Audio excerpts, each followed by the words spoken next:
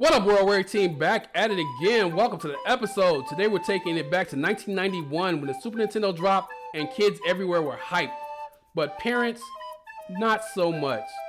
Because that shiny new SNES didn't play the NES cartridges they'd already spent hundreds of dollars on. Let's talk about how that decision shook family wallets and living rooms across the country.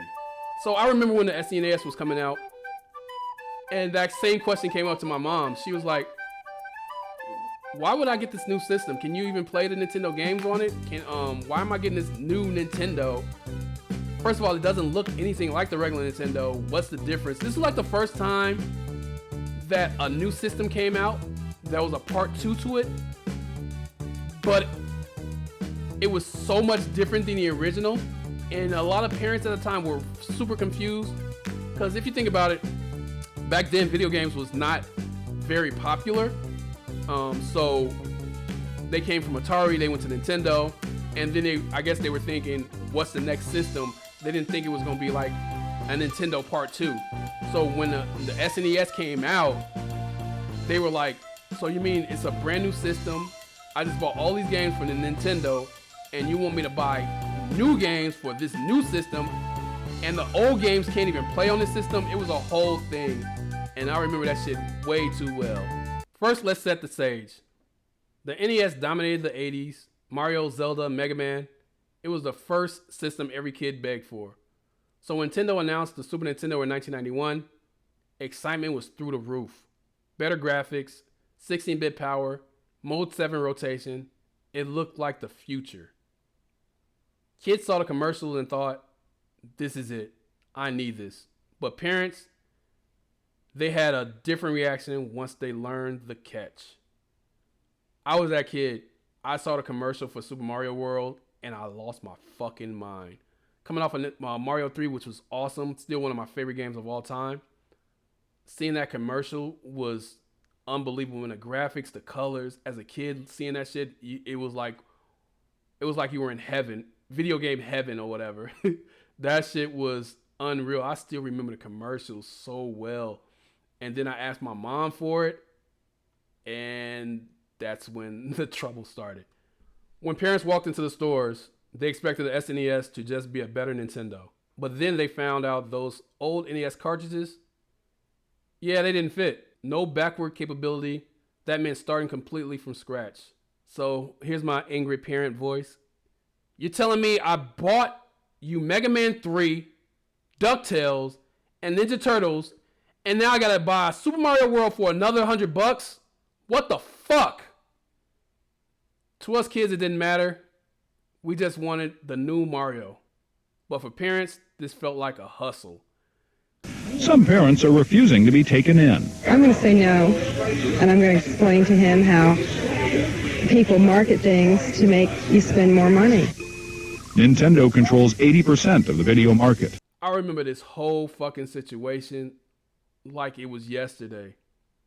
My mom was fucking upset. First of all, video games were still super expensive. The old Nintendo hardware cost $99, with the cassettes ranging from $20 to $50. The new Super Nintendo system costs twice that much, with the games starting at $50. I remember she was like, I just bought you fucking Mario 3. That shit was $70. And you want me to buy a whole nother system that you can't even play these games on? At $200, a Super Nintendo setup costs twice as much as the old system, and you can't mix and match. For the money, the company promises better pictures, sound, and adventures. So that was the attitude of a lot of parents back then. They did not understand that the old games didn't work on the new system.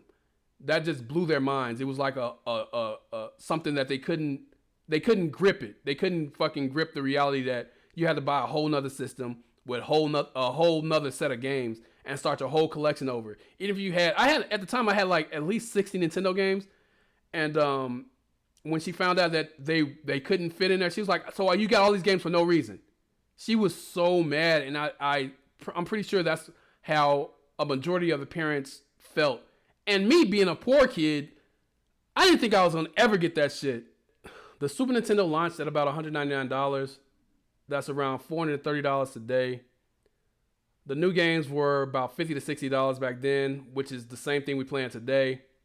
Parents who had just invested into a giant NES library wasn't happy about the idea of dropping all that money once again on another system that they thought was the same. This is where the classic parent line came in. Don't you already have a Nintendo? And no matter how many times we explained, they didn't care. It was just another Nintendo to them. So, like I said before, parents didn't understand. There's no need to argue. Parents just don't understand. The games were about the same, but they didn't understand that you had to start the whole collection over again, that it was a totally different system, that it wasn't compatible with the old Nintendo. Why can't you just buy the cassette? Because it doesn't play in the regular one. You have to buy the super unit. He has a Game Boy, and now he has the Nintendo, and now he'd have to have another unit just for that one game. It doesn't seem right. And I had to go back and forth with my mom about this. First of all, we was poor, like I said, and her fucking just wrecking her mind about paying another $200 for a video game system. She wasn't having it. I was bugging her every fucking day about this system. It was fucking insane. And she had 5 kids, so I can understand. At the time, I didn't understand it because I'm a kid and I want what I want. But there's 5 kids. There's me and 4 other kids, so I can understand her reluctance in spending $200 on a fucking video game that only I played because I was the only one that played the video games in the house. Kids begged, whined, and saved allowance. Parents argued, rolled their eyes, and some flat out refused. This created a real divide. Kids chasing the next gen dream, parents refusing to replace what they thought was perfectly good.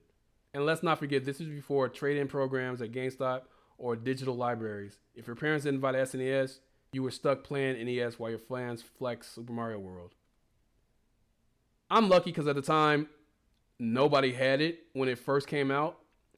So it wasn't a lot of people bragging about having a Super Nintendo. But I remember going into like Woolworth and stores like that, and they would have the display, and I remember playing it and thinking that shit was fucking amazing, and looking at my mom and almost crying because every time we would walk out without fucking getting it.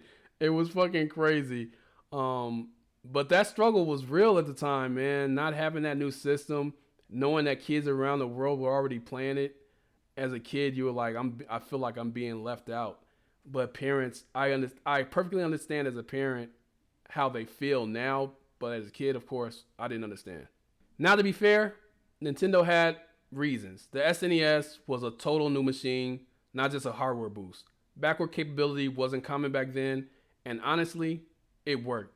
The Super Nintendo went on to sell over 49 million units worldwide. But that doesn't mean parents didn't feel burned. For them, it wasn't about the graphics or the sound.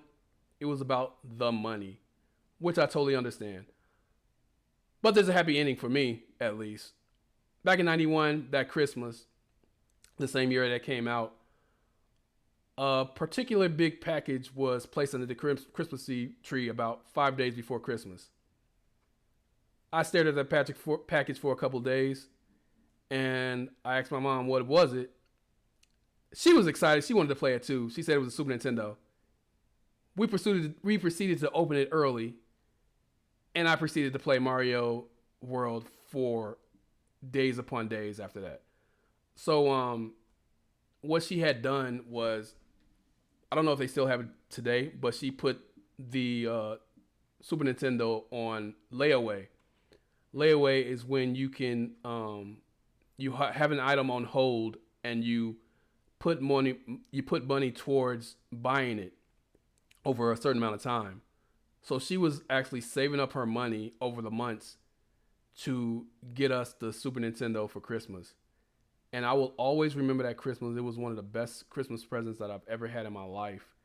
And she didn't give it away in any way that she was getting it. She made it seem like that I was never going to get it. She was like, it was too much money. There's all these kids. We got bills, blah, blah, blah. And opening that Christmas present early, 2 days before Christmas, was, like I said, one of the best Christmases I've ever had as a little kid. And I still remember it to this day. And she was so happy seeing me opening it. And we both played it. It came with 2 controllers too. We both played it for hours. And when Christmas came, I didn't even care about anything else. I was still playing the Super Nintendo, and I couldn't wait to get to school to tell all my kids I had gotten it. And to my surprise, not really, a lot of my friends had gotten the Super Nintendo over Christmas too. So there was a happy ending to that. My mom wasn't happy about spending the money for it, but she wanted to make her kids happy, and this was the thing that I wanted, and she got it for me. So it was a good, a Merry Christmas that year. That's going to do it for the video. Thank you guys for watching. Hope you guys enjoyed it. Remember to like, comment, subscribe, share, and all that good stuff. You could have been on anybody else's channel and decided to give me a couple minutes at a time, so I appreciate it. There's only 24 hours in a day, and you gave me a couple of yours, so I truly appreciate that, and thank you for your time. That's going to do it for the video. Have a good one. I'll get to y'all on the next one. Later.